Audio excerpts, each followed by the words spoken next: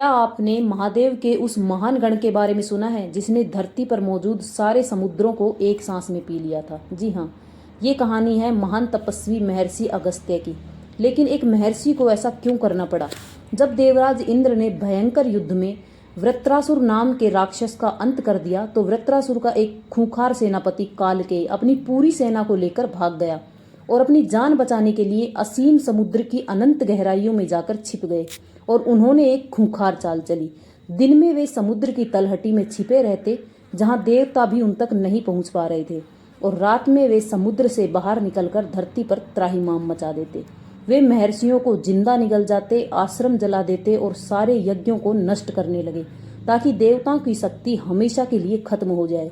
तभी देवराज इंद्र और अन्य देवता बेबस होकर भगवान विष्णु के पास पहुंचे।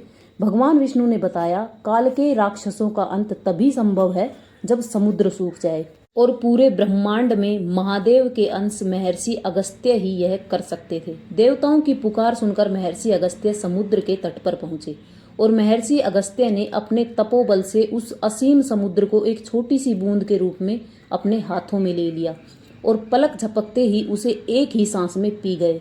देखते ही देखते विशाल समुद्र एक रेगिस्तान में बदल गया और सभी काल के राक्षस बाहर आ गए, और मौका मिलते ही देवराज इंद्र और बाकी देवताओं ने राक्षसों की सेना का अंत कर दिया।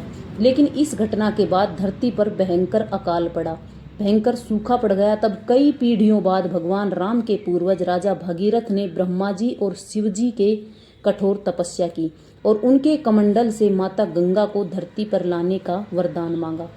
फिर शिव की जटाओं से निकली गंगा धारा ने पूरी धरती की नदियों को जीवन दिया।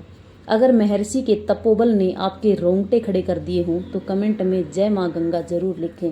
हर हर महादेव।